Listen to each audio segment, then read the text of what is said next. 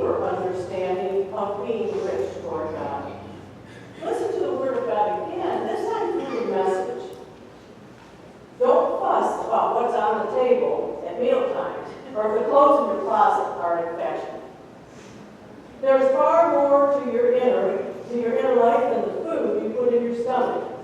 More to your outer appearance than the clothes you hang on your body. Look at the ravens, free and unfettered, not tied down by a job description, carefree in the care of God. And you count evermore.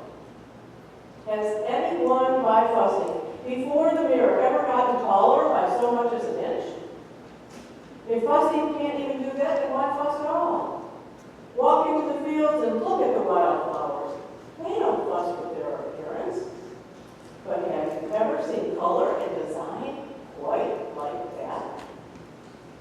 The 10 best-dressed men and women in the country look shabby alongside them. If God gives such attention to the wildflowers most of them have never seen, don't you think He'll attend to you? Take pride in you? Do the best for you? What I'm trying to do here is to get you to relax, not be so preoccupied with getting so that you can respond to God's giving. But you know both God and how He works. Steep yourself in God reality, God initiative, God provisions. You'll find all your everyday human concerns will be met. Don't be afraid of missing out. You're my dearest friends. The Father wants to give you His very kingdom itself. And this again was the Word of God. Thanks be to God. In the Message's more informal language, the Word of God seems so very simple.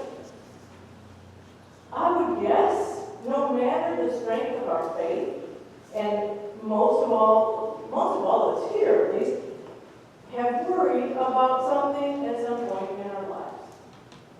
I know I certainly have. Several years ago, after a big transition in my life, I was seeking a reprieve from worry. After sharing my thoughts with my cousin, she gifted me a copy of a book she had bought for herself as well, and it's called Simple Abundance. I've probably mentioned it here before because it really made an impact on my life. But it's a book of a year's worth of devotions that Sarah Von Breckman, who is the author, set out to write about decluttering her life.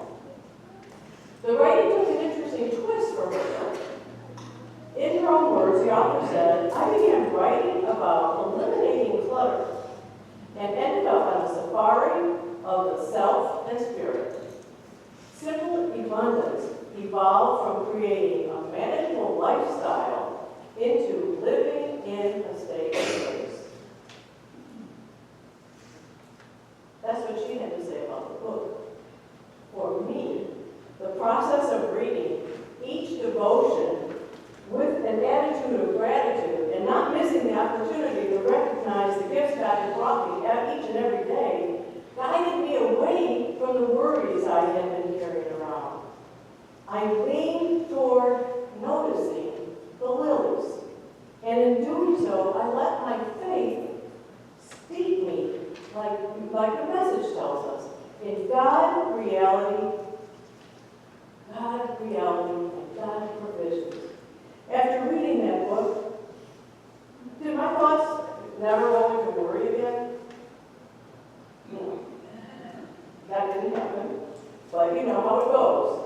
We have certain expectations about how we want things to go. If they don't go exactly as we planned, we start questioning ourselves. If we had decided our happiness was dependent on a particular outcome that just didn't happen, we just didn't question ourselves, then we start questioning God. We say to ourselves, this is terrible, I'm mad, I'm sad, what am I going to do? And then we start thinking we need to take it all in our own hands. But if we put God in the equation, in the worries we have, we say to ourselves, okay, God, I don't know what you have in mind, but I am going to trust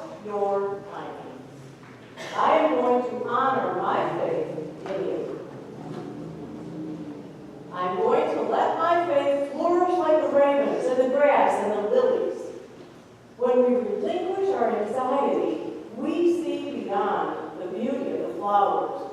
We see God's extravagant love, even for what might seem like fleeting gifts.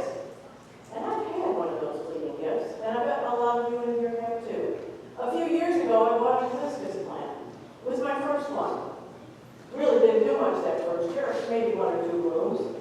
When the season was over, I pruned it back and put it by the side of the house, left it in its pot, and over the winter I thought it had died.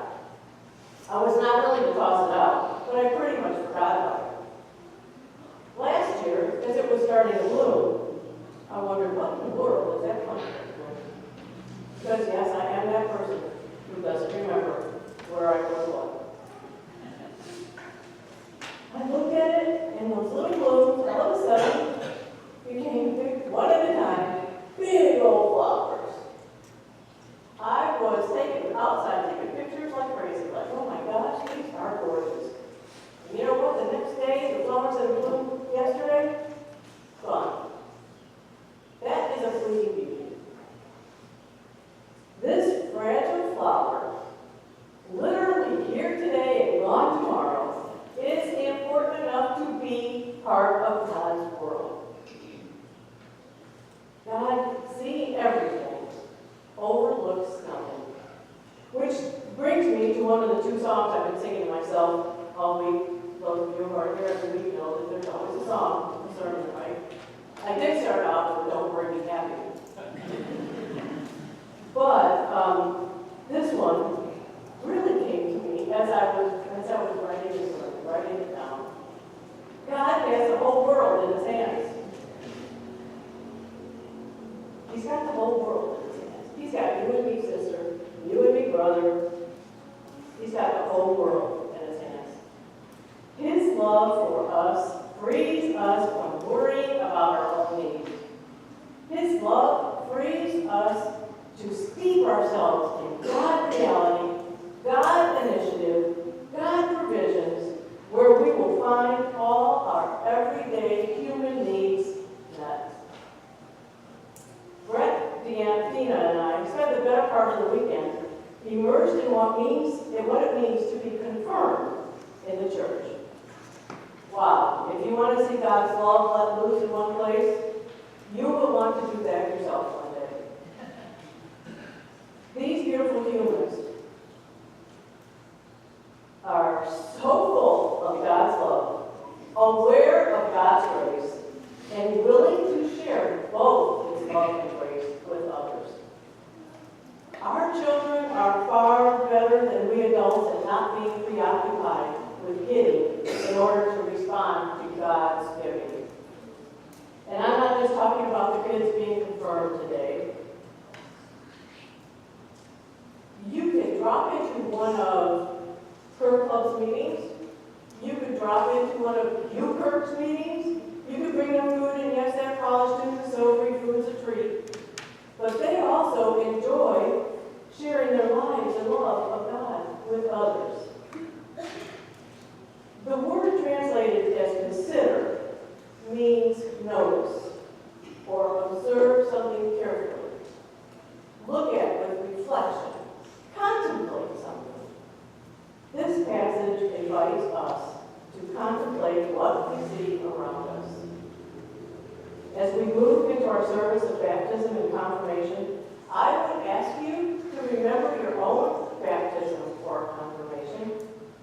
As you hear the young people before you today profess their faith, and you agree to nurture them, say a quiet prayer that you may help them not just keep their faith, but strengthen their faith. Encourage them to notice the lilies.